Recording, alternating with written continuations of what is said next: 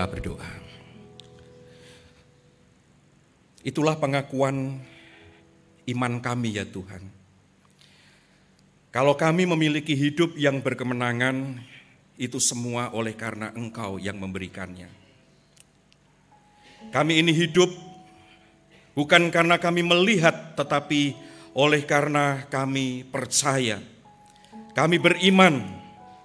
Kami tidak pernah bertemu dengan Engkau secara langsung di dalam keadaan Tuhan Yesus yang berinkarnasi sebagai manusia. Lebih dari 2 milenium yang lalu. Tetapi kalau kami manusia hari ini dapat percaya dan mengenal Engkau, sungguh kami sadar semuanya itu adalah karena anugerah-Mu, yang membuat kami orang yang berdosa, yang tak mungkin untuk mencari Allah. Namun Engkaulah sendiri yang datang untuk mencari kami dan membawa kami kepada kemenangan, bahkan kemenangan yang terbesar, yaitu kemenangan atas belenggu kuasa dosa dan maut. Tetapi kami sadar sepenuhnya bahwa iman kami pun lemah dan terbatas. Kalau bukan oleh karena topangan dari kuasa firman-Mu yang merupakan makanan bagi roh kami, niscaya ya Tuhan, iman kami ini akan mudah goyah, bahkan luntur. Itulah sebabnya di dalam ibadah ini kami memohon, berkatilah kami dengan kebenaran firman-Mu yang merupakan makanan bagi roh kami, yang membuat iman kami boleh terus bertumbuh, makin kuat, makin dewasa, makin mengenal Engkau, makin mengasihi-Mu. Kami memohon Roh Kudus menolong kami ketika kami merenungkan firman-Mu, supaya pemahaman kami yang terbatas dapat menembus batas-batas itu, dan memampukan kami juga untuk boleh menaatinya dengan setia dalam hidup keseharian kami. Bersabdalah ya Bapa, kami rindu mendengar. Di dalam nama Tuhan kami Yesus Kristus, firman yang hidup, yang telah menjadi manusia, diam di antara kami umat manusia. Kami naikkan segala seru doa kami. Amin. Sidang jemaat dipersilakan duduk. Shalom Bapak Ibu Saudara yang dikasihi oleh Tuhan. Kita bersyukur atas kasih karunia Tuhan yang masih membawa kita untuk boleh mendekat kepadanya melalui ibadah kita pada pagi hari ini. Saya mengajak kita untuk memperhatikan firman Tuhan di dalam kitab Injil Lukas pasal 1. Kitab Injil Lukas pasal 1 mulai dari ayat 32 sampai 38. Injil Lukas pasal 1 ayat 32 sampai 38. Demikian bunyinya. Ia akan menjadi besar dan akan disebut Anak Allah yang Maha Tinggi. Dan Tuhan Allah akan mengaruniakan kepadanya tahta Daud bapa leluhurnya, dan ia akan menjadi raja atas kaum keturunan Yakub sampai selama-lamanya, dan kerajaannya tidak akan berkesudahan. Kata Maria kepada malaikat itu, bagaimana hal itu mungkin terjadi karena aku belum bersuami? Jawab malaikat itu kepadanya, Roh Kudus akan turun atasmu dan kuasa Allah yang Maha Tinggi akan menaungi engkau. Sebab itu anak yang akan kau lahirkan itu akan disebut kudus, Anak Allah. Dan sesungguhnya Elisabet sanakmu itu, ia pun sedang mengandung seorang anak laki-laki pada hari tuanya. Dan inilah bulan yang ke-6 bagi dia yang disebut mandul itu. Sebab bagi Allah tidak ada yang mustahil. Kata Maria, sesungguhnya aku ini adalah hamba Tuhan, jadilah padaku menurut perkataanmu itu. Lalu malaikat itu meninggalkan dia. Demikianlah firman Tuhan, berbahagialah setiap orang yang mendengar dan memeliharanya. Boleh ditayangkan LCD-nya?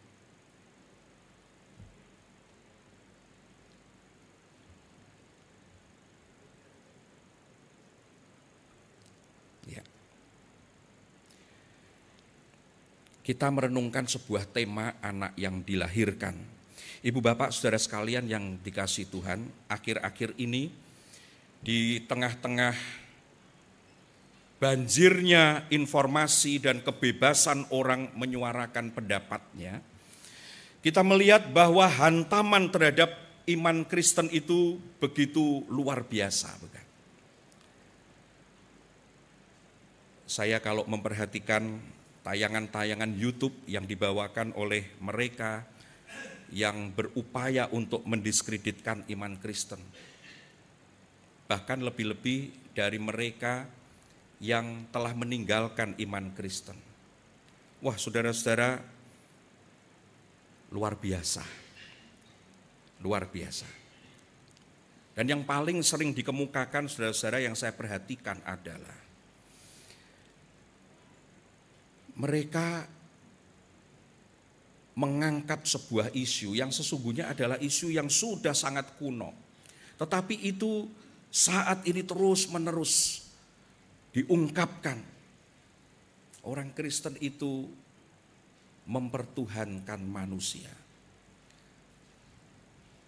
Yesus Kristus dipandang sebagai manusia biasa yang kemudian oleh penetapan gereja dalam pengaruh kekuatan politik pada sekitar abad yang keempat dikatakan mengangkat Yesus sebagai Tuhan.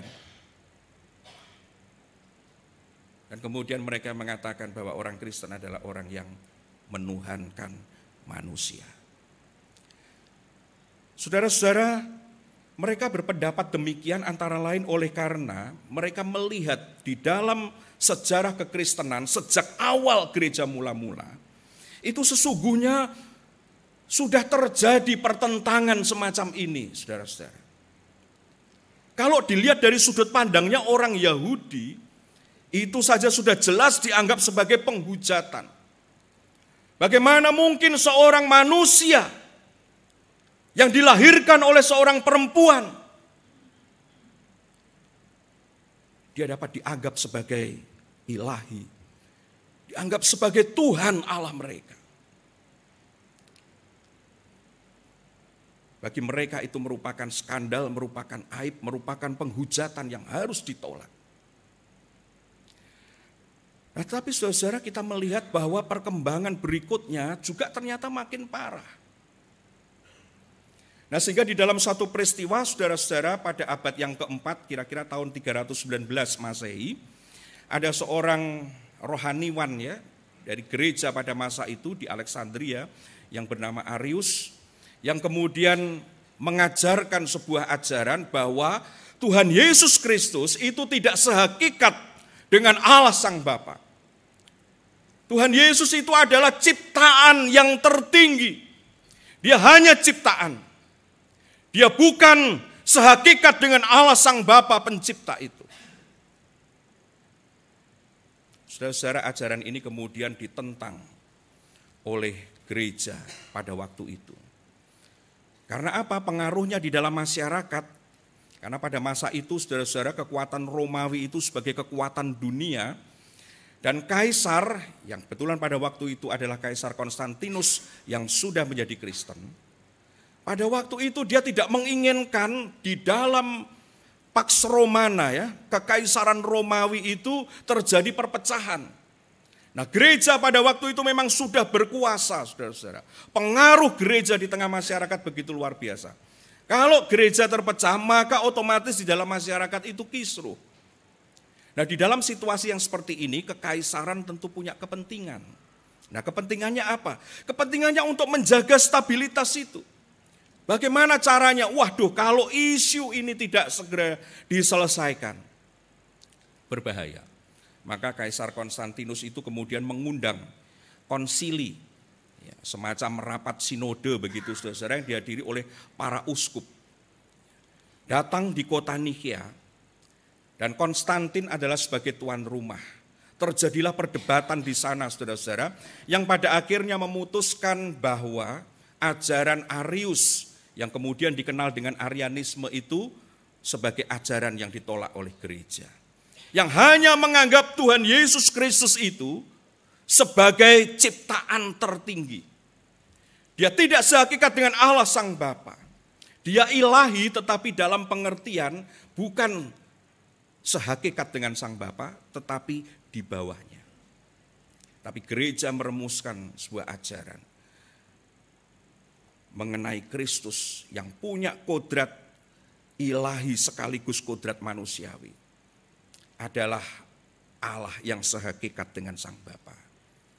Nah saudara-saudara, Konsili Nikea ke-325 ini yang kemudian oleh banyak orang yang mau mendiskreditkan kekristenan dipandang sebagai titik awal di mana kekristenan mengangkat Tuhan Yesus Kristus itu sebagai Tuhan. Dan ini terus digembar-gemborkan ke sana kemari dengan media sosial, dengan channel YouTube, di dalam podcast-podcast. Orang Kristen dianggap sebagai orang yang kelewat batas oleh karena telah mempertuhankan manusia. Tetapi saudara-saudara yang dikasihi Tuhan, seharusnya kita tidak mendasarkan kebenaran iman kita dari sekadar pendapat-pendapat orang, melainkan dari sumber kebenaran iman Kristen itu sendiri, yaitu apa yang diajarkan di dalam kitab suci, apa yang dituliskan di sana, apa yang diberitakan di sana. Saudara-saudara, anak yang dilahirkan adalah peristiwa biasa bukan di dalam kehidupan kita umat manusia. Nah tetapi tentu di dalam peristiwa kelahiran Tuhan Yesus Kristus itu saudara-saudara bukan peristiwa yang biasa. Dia memang dilahirkan sebagai seorang anak laki-laki biasa yang tidak memiliki kesaktian saudara-saudara. Tuhan Yesus itu lahir begitu saja. Tidak ada sesuatu yang misalnya tanda kutip ajaib, lahirnya lewat kuping begitu. Seperti tokoh pewayangan yang namanya Karna. Tidak ada kayak begitu. Lahir ya diceritakan sebagai lahir biasa saja. Bertumbuh, berkembang, menghindari bahaya seperti yang lain-lain. Ketika diancam dibunuh, ya pergi mengungsi, tidak kemudian, aku akan buktikan diriku sebagai Tuhan. Kalau di dalam kisah agama lain, saudara-saudara, bahkan dikatakan masih bayi sudah bisa ngomong. Tetapi di dalam catatan kitab Injil kita tidak demikian. Ketika diancam untuk dibunuh, toh mengungsi juga. Tidak ada sesuatu kekuatan yang adikodrati, yang supranatural, yang kemudian melindungi sedemikian rupa. Kecuali tuntunan-tuntunan para malaikat itu. Tapi sekali lagi saudara-saudara, yang lahir ini bukanlah pribadi yang biasa. Jelas di dalam bacaan kita saudara-saudara, kalau tadi ada bagian yang tidak kita baca ya, keistimewaannya kita dapat melihat saudara-saudara. Mohon maaf.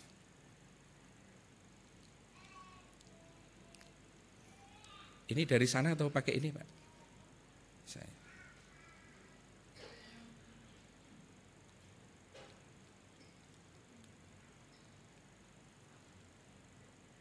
Mohon maaf terlewat ini.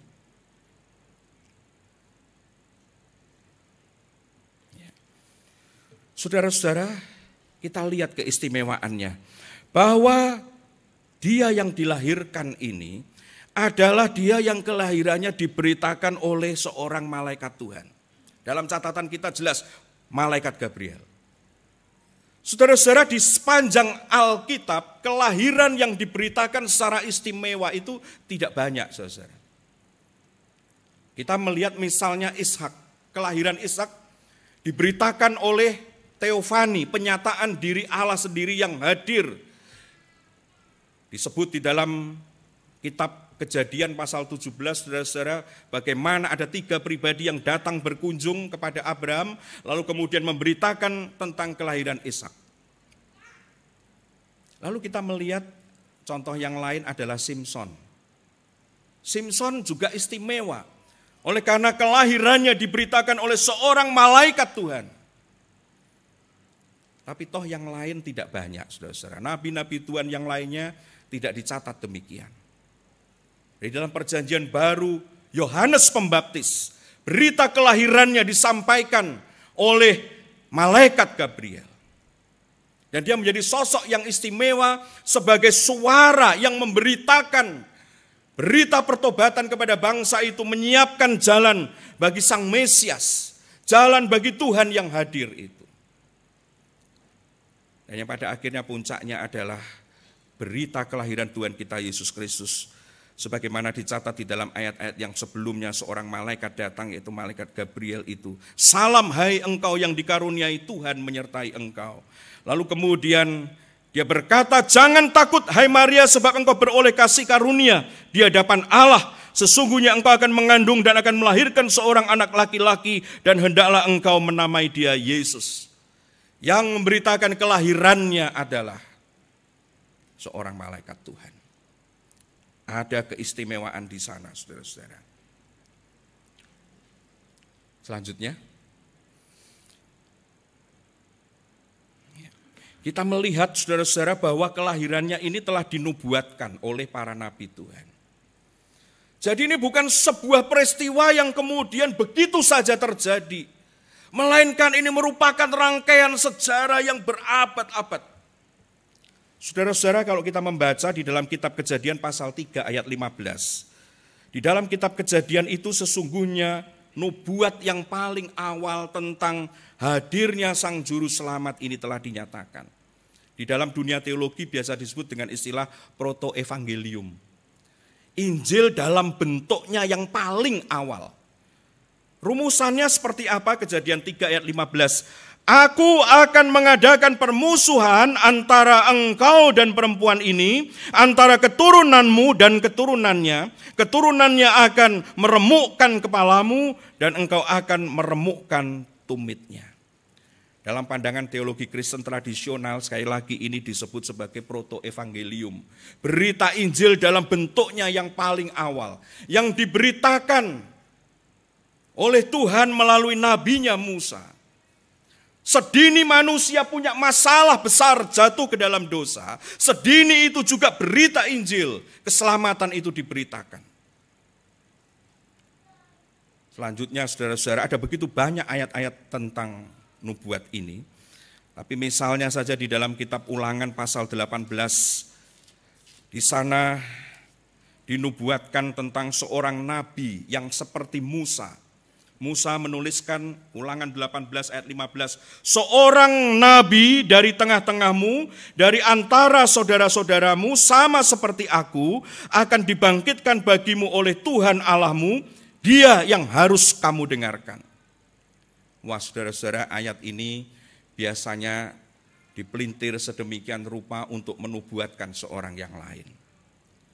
Tetapi jelas di sini firman Tuhan menyatakan nabi yang dimaksudkan ini dari antara orang Israel sendiri, dan kemudian dikatakan apa, saudara-saudara? Seperti Musa.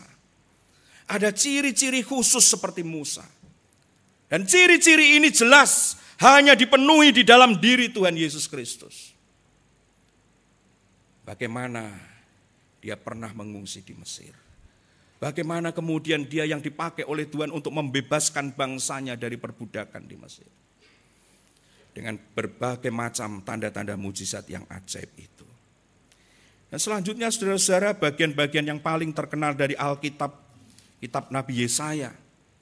Kitab Nabi Yesaya pasal yang ke-7 berita tentang nubuat mesianis, walaupun itu ada nubuat dekatnya, konteks dekatnya, maupun konteks jauhnya, konteks kedatangan Tuhan Yesus. Yesaya pasal 7 ayat yang ke-14. Sebab itu Tuhan sendirilah yang akan memberikan kepadamu suatu pertanda, sesungguhnya seorang perempuan muda mengandung dan akan melahirkan seorang anak laki-laki, dan ia akan menamakan dia Immanuel. Konteks dekatnya, sosok yang mewakili kehadiran Allah di tengah umatnya, bisa siapa saja, saudara-saudara. Tetapi puncak penggenapannya jelas, hanya ada di dalam diri Tuhan Yesus Kristus. Anak yang dilahirkan oleh sang anak darah Maria itu. Dan berita ini kemudian diperkuat lagi di dalam kitab Yesaya pasal yang ke-9, ayat yang ke-5 dan 6.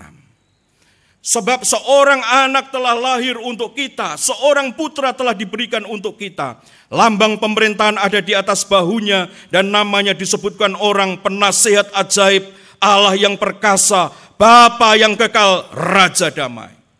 Besar kekuasaannya dan damai sejahtera tidak akan berkesudahan di atas tahta Daud dan di dalam kerajaannya. Saudara-saudara, kita bisa tambahkan kitab Nabi Mika, berita tentang di mana dia dilahirkan di Bethlehem Efrata. Dan semuanya itu digenapi di dalam diri Tuhan Yesus Kristus. Saudara-saudara, anak yang dilahirkan ini bukan sekedar anak yang lahir pada suatu masa begitu rupa seperti bayi-bayi yang lainnya. Tetapi rangkaian kisah sejarah keselamatan Allah yang suci itu sejak dunia dijadikan, sejak manusia jatuh ke dalam dosa. Nubuat tentang kelahirannya telah diberitakan. Yang berikutnya, saudara-saudara, ia ini disebut kudus. Di dalam bacaan kita tadi dinyatakan demikian, saudara-saudara. Ayat 35. Roh Kudus akan turun atasmu dan kuasa Allah yang maha tinggi akan menaungi engkau. Sebab itu anak yang akan kau lahirkan itu akan disebut kudus, anak Allah. Ia disebut kudus, berbeda dengan manusia yang lainnya, saudara-saudara. Dia ini dikandungnya dari Roh Kudus, bukan dari persatuan antara laki-laki dan perempuan dalam hubungan seksualitas, bukan demikian.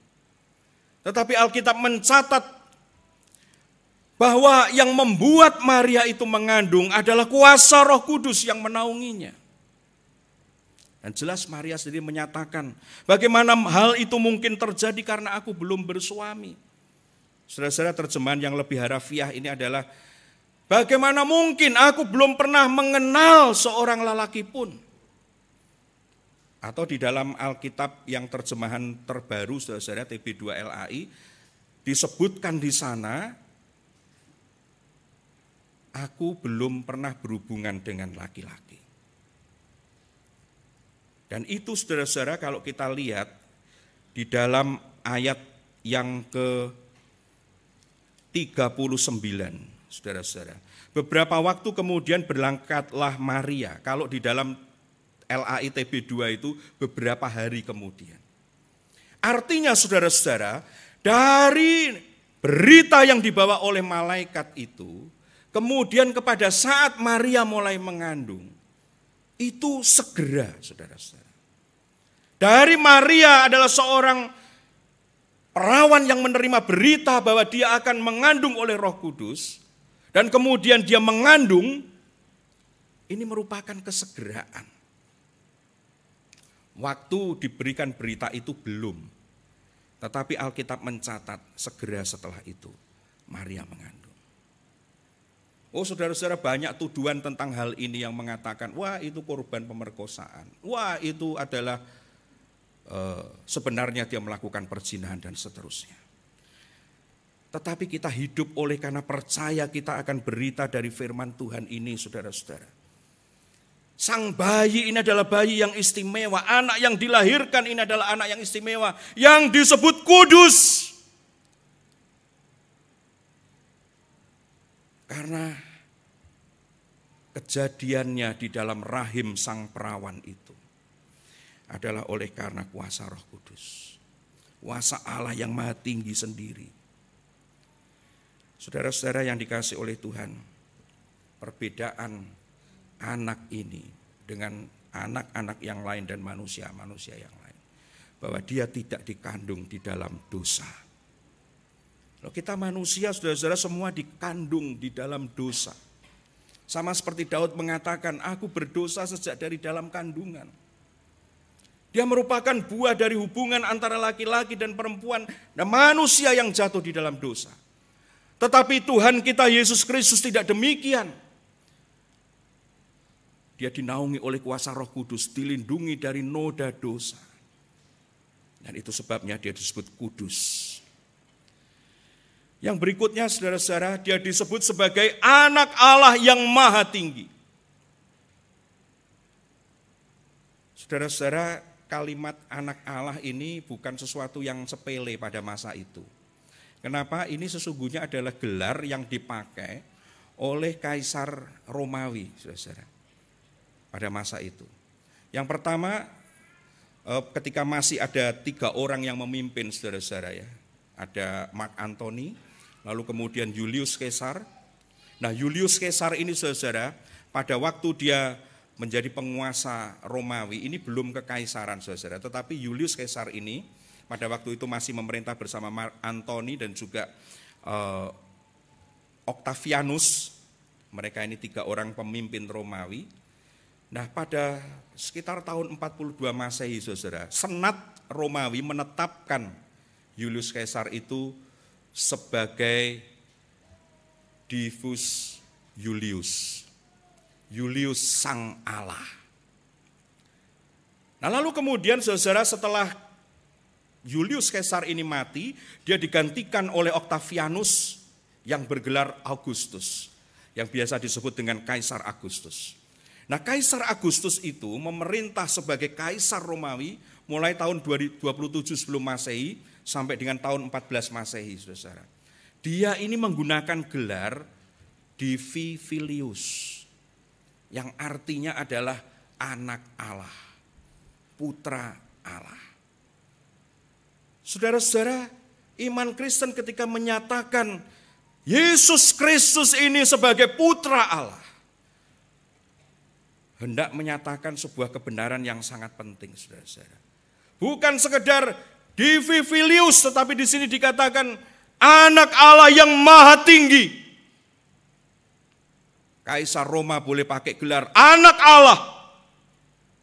Nah, untuk menyatakan keilahiannya, klaim bahwa dia keturunan Allah. Tetapi sang bayi yang dilahirkan di palungan Bethlehem itu, gelarnya tidak main-main. Anak Allah yang maha tinggi.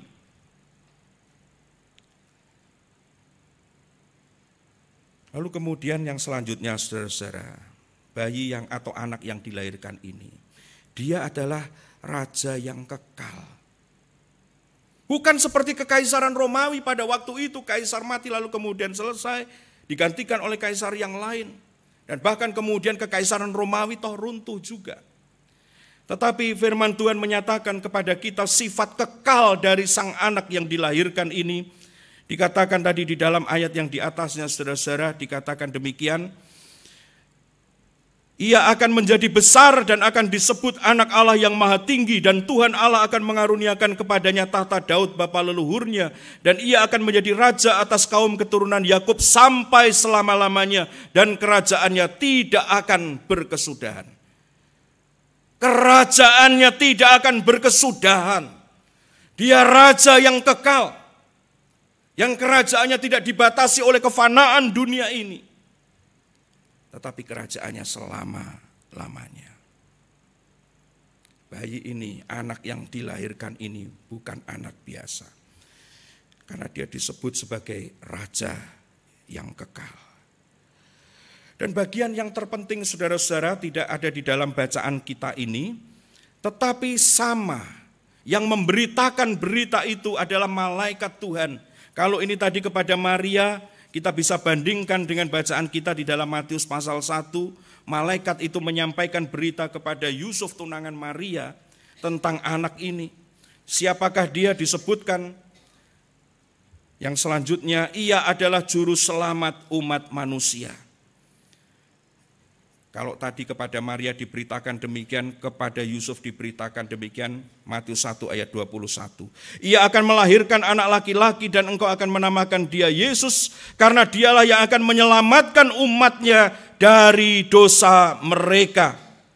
Hal itu terjadi supaya genaplah difirmankan Tuhan oleh Nabi, sesungguhnya anak darah itu akan mengandung dan melahirkan seorang anak laki-laki dan mereka akan menamakan dia Immanuel.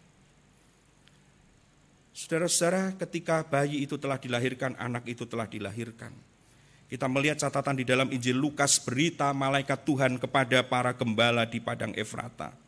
Hari ini telah lahir bagimu juru selamat, yaitu Kristus Tuhan di kota Daud. Ini Ini bukan bayi sembarang bayi, anak sembarang anak. Tetapi anak yang dilahirkan ini adalah juru selamat umat manusia. Dan yang terakhir, dia adalah Immanuel. Wujud kehadiran Allah yang menyertai umatnya. Wujud dari komitmen Allah untuk menyertai umatnya. Kata yang dipakai di sini saudara memiliki pengertian. Penyertaannya itu adalah penyertaan yang kekal. Kehadiran yang terus menerus. Tidak ada sesaat pun dia meninggalkan umatnya. Dan dengan satu tujuan saja, yaitu untuk menyelamatkan umatnya. Oh saudara-saudara yang dikasih oleh Tuhan. Ketujuh hal ini tadi. Kalau kita pikirkan baik-baik saudara-saudara. Dan terus menerus kita renungkan di dalam kehidupan kita ini. Maka sepatutnya lah kita bersyukur untuk sang anak yang dilahirkan ini. Karena sekali lagi dia bukan anak sembarang anak. Tetapi dia adalah wujud dari inkarnasi pribadi kedua Allah Tritunggal, Sang Firman itu. Karena kemustahilan bagi manusia untuk mencari Allah. Nah sekarang iman Kristen diejek, Allah dijadikan manusia. Manusia dijadikan Allah. Padahal saudara-saudara, kita melihat Rasul Paulus menyatakan bahwa manusia ini tidak bisa mencari Allah. Kok mau dijadikan Allah? Mencari Allah saja tidak bisa. Tapi kebenaran iman Kristen menyatakan kepada kita, bukan kita yang mencari Allah, tapi Allah yang mencari kita. Dan justru disitulah saudara-saudara kita bisa meyakini dengan penuh iman. Allah sungguh mengasihi kita. Buktinya apa ya? Kehadirannya di dalam sang anak ini. Tuhan Yesus Kristus ini. Dia bukan Allah yang ongkang-ongkang kaki di sorga untuk melihat kesusahan umat manusia. Aduh, sakno ya.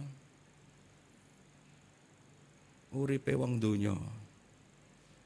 Seperti lagu Jawa itu saudara-saudara. Mesake uripe wong donya. Rino lan wengi diancam ing pati. Tan ana bungah nadyan sugih bondo. Atine kiris larane terus teka. Entek bandane mung kanggo nambake.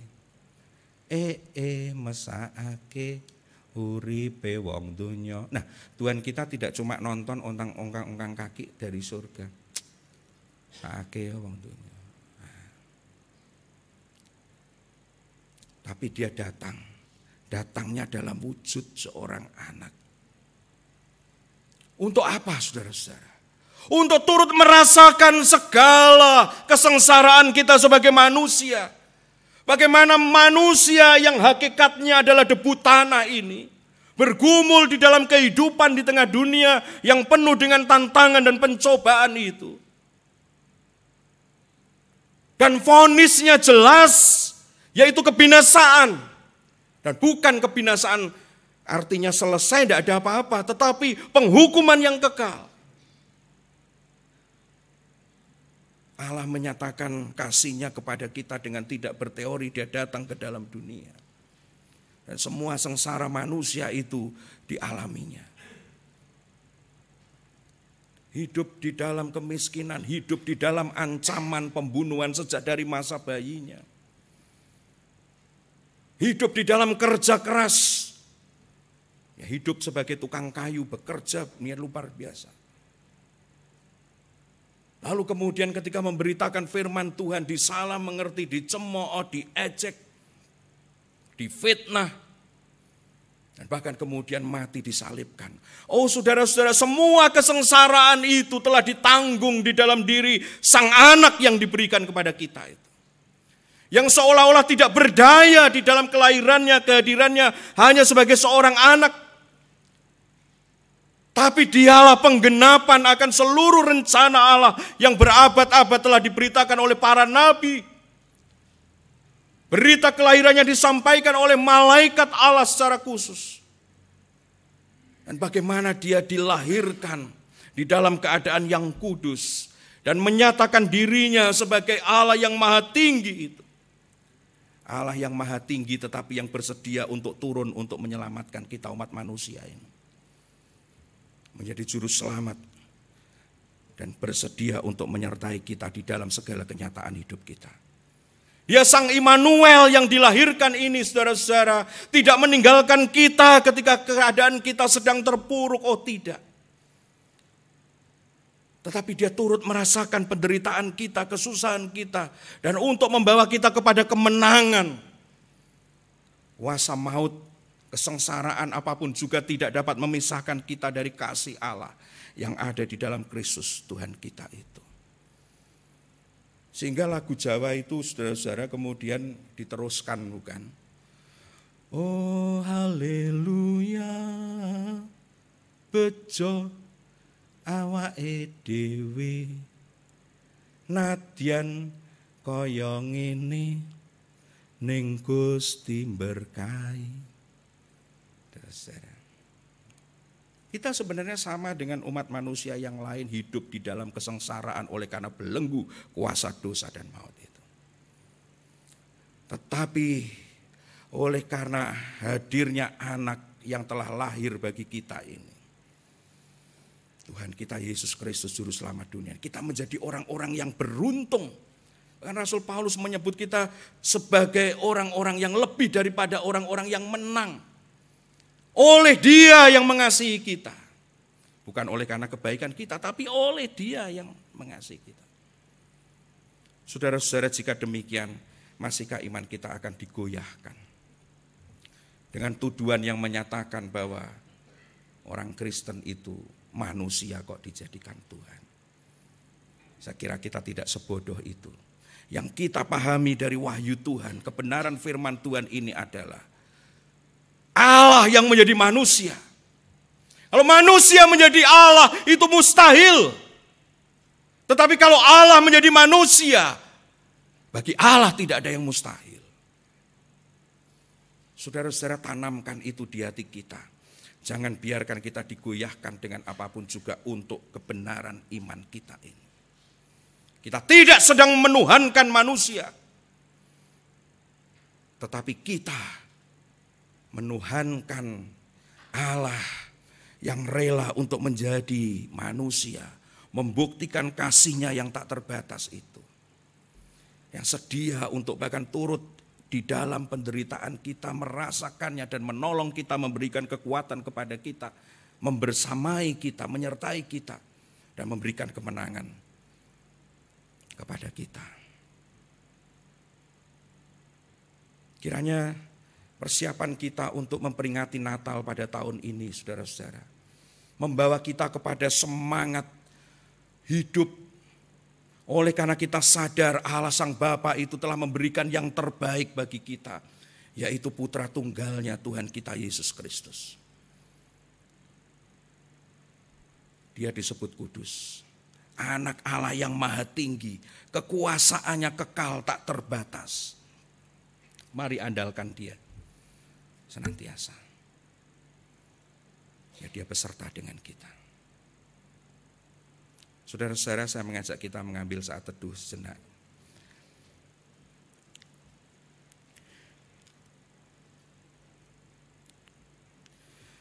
Ku tidak takut, sebab Kau besertaku. Ku tidak bimbang, sebab Engkau Allahku. Engkau meneguhkanku, bahkan menolongku. Kau batu karangku, Yesus Tuhan Saya lagi ikut tidak takut. Tidak takut, sebab Kau besertaku.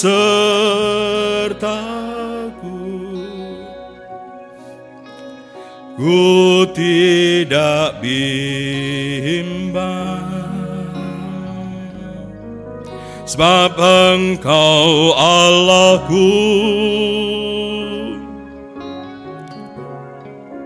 Engkau meneguhkanku, bahkan menolongku.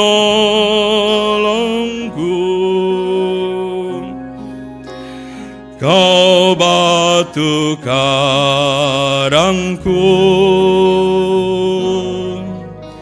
Yesus Tuhan. Yesus memegangku dengan tangan kanan-Mu. Yesus memberiku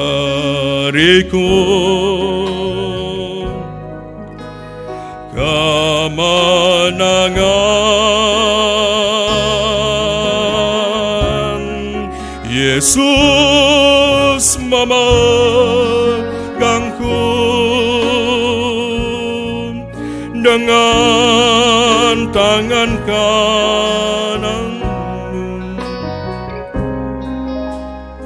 Yesus memberiku kemenangan.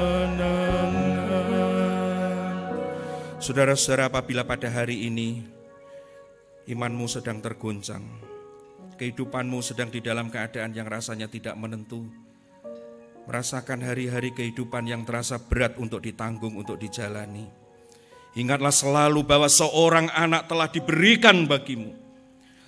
Anak bukan sembarang anak, tetapi dialah Yesus Kristus Tuhan, Sang Juru Selamat. Allah Tritunggal pribadi kedua, Sang Firman, yang kudus, Anak Allah yang maha tinggi, Raja di atas segala raja yang kekuasaannya tak berkesudahan. Dan Dia mau menyertaimu, Dia mau menopangmu setiap waktu, setiap saat. Dia mau menyertaimu di dalam keadaan suka maupun duka. Dan Dia mau memberikan kemenangan kepadamu. Maka pegang teguhlah kebenaran firman ini. Jangan digunakan oleh apapun juga. Digoyahkan oleh pencobaan, penderitaan, kesusahan atau apapun juga. Yesus memegangku dengan tangan kanan. Yesus memberiku kemenangan.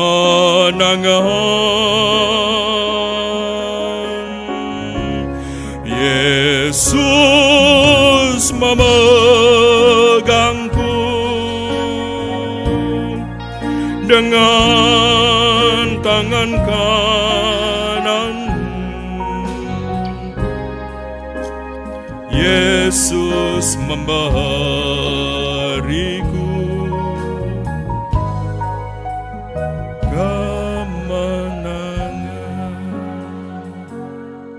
Kita berdoa. Bapa di dalam surga, kiranya kebenaran firman-Mu termeterai di hati kami ya Bapa.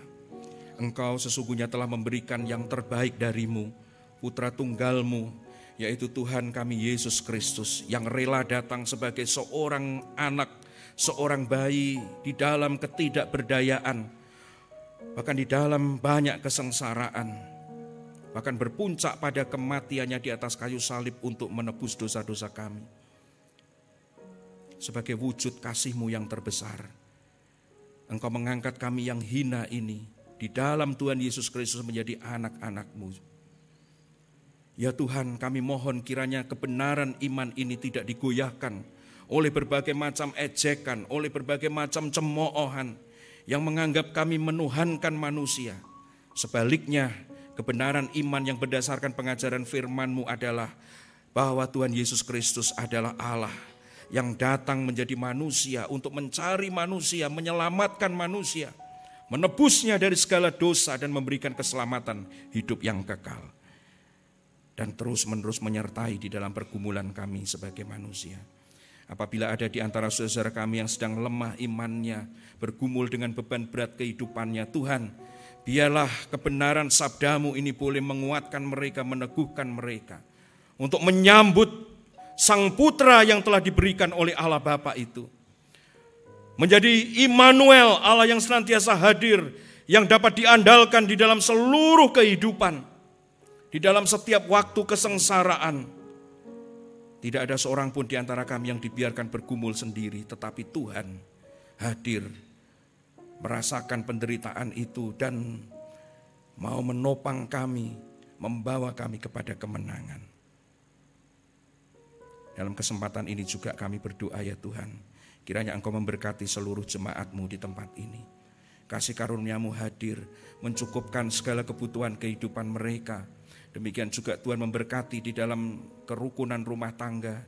Damai sejahtera-Mu hadir. Apabila ada yang sedang bergumul dengan beban yang berat, Tuhan berikan jalan keluar yang terbaik, kemenangan iman. Yang membutuhkan pekerjaan, Tuhan sediakan pekerjaan yang baik.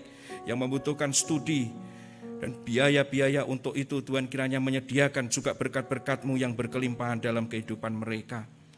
Terima kasih Bapa. Demikian di dalam kesempatan ini juga kami mohon Tuhan memberkati setiap penata layan di dalam seluruh rangkaian peribadahan di dalam gereja-Mu GKMI Kenari ini, dan secara khusus di dalam rangka perayaan Natal tahun 2003. Kiranya semua kegiatan rohani ini mendatangkan sukacita yang besar, menjadi berkat bagi seluruh jemaat-Mu untuk makin bertumbuh, mengasihi Tuhan, mengasihi sesama manusia, dan menjadi pengikut-pengikut Kristus yang setia.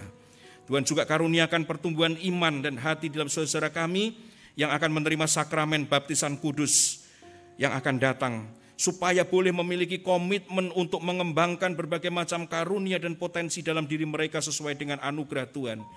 Mau ambil bagian di dalam pekerjaan pelayanan melalui gereja-Mu ini, sehingga kehadiran mereka bukan sekadar menjadi penonton, tetapi menjadi partisipan yang aktif, yang bersama-sama melayani demi pertumbuhan bersama. Tuhan, kami juga memohon anugerah kesembuhan dari Tuhan bagi saudara kami yang sedang mengalami sakit penyakit, mungkin juga oleh karena keterbatasan fisik, oleh usia yang lanjut. Tuhan, topanglah mereka dengan kuasa kesembuhan yang daripada-Mu, dan hiburkanlah mereka di dalam keadaan sakit mereka, dan mampukan mereka untuk makin dimurnikan dalam iman, pengharapan, dan kasih mereka kepada-Mu. Tuhan, kami juga berdoa untuk PAUD Agape di dalam merayakan Natal, segala sesuatu yang dibutuhkan kiranya Tuhan lengkap sempurnakan, sehingga semua acara yang dirancang ini boleh mendatangkan sukacita bagi setiap anak-anak-Mu, demikian juga para keluarga mereka dan para guru, supaya acara ini bukan sekedar menjadi acara perayaan biasa, tetapi di dalamnya anak-anak ini dibawa untuk sungguh-sungguh mengenal Kristus Tuhan Sang Juru Selamat dunia. Kami berdoa juga mengucap syukur untuk kepengurusan yang baru di GKMI Kenari Cabang Margorejo, agar Tuhan memberikan kesatuan hati dan kekompakan dalam melayani jemaat, makin bertumbuh, makin setia kepada Tuhan, dan terus bertumbuh di dalam kasih karunia-Mu, menjadi berkat bagi banyak orang di sana. Tuhan, tambahkan jiwa-jiwa yang baru melalui pelayanan dalam kepengurusan yang baru yang dilantik pada hari ini ya Tuhan. Terima kasih, demikian kami juga bersyukur untuk usia 103 tahun bagi Sinode GKMI. Tuhan memberkati terus mengembangkan pelayanan berbagai GKMI di seluruh Indonesia ini, menjangkau jiwa-jiwa baru untuk percaya kepada Kristus, dibina dan dilayani untuk kemudian bersama-sama melayani di dalam kasih Kristus untuk mengembangkan tubuh Kristus di tengah-tengah dunia ini dan secara khusus di Indonesia. Pun Tuhan, kami berdoa bagi bangsa dan negara kami Indonesia, kiranya hikmat dari Tuhan menuntun dan menyertai baik kepada pemerintah maupun seluruh rakyat di dalam rangka untuk melaksanakan pembangunan yang membawa kemakmuran bagi seluruh rakyat. Dan Tuhan, tolong persiapan menjelang pemilu pada tahun depan Kami memohon kasih karunia-Mu ya Tuhan, supaya semua orang dapat mengendalikan diri. Pilihan boleh berbeda, tetapi biarlah Tuhan menolong, supaya semangat solidaritas sebagai sesama anak bangsa tidak menjadi terkoyakkan. Dan sebaliknya biarlah ada rasa saling menghargai satu dengan yang lain. Dan pada akhirnya kami memohon kepadamu, karuniakanlah kami pemimpin-pemimpin mendatang yang terbaik yang daripada-Mu. Supaya melalui mereka rakyat Indonesia dibawa kepada kemakmuran. Tetapi lebih daripada itu juga, supaya Injil Kerajaan Allah boleh diberitakan dengan baik dan umat-Mu dapat beribadah di dalam damai dan sejahtera. Demikian Bapa di dalam surga, segala seru doa syafaat kami ini kami panjatkan kepadamu di dalam nama Tuhan kami Yesus Kristus, Guru kami yang agung yang telah mengajar kami berdoa. Bapa kami yang di surga, dikuduskanlah nama-Mu, datanglah kerajaan-Mu, jadilah kehendak-Mu di bumi seperti di surga. Berikanlah kami pada hari ini makanan kami yang secukupnya. Dan ampunilah kami akan kesalahan kami, seperti kami juga mengampuni orang yang bersalah kepada kami. Dan janganlah membawa kami ke dalam pencobaan, tapi lepaskanlah kami dari yang jahat. Karena Engkaulah yang punya kerajaan dan kuasa dan kemuliaan sampai selama-lamanya. Amin.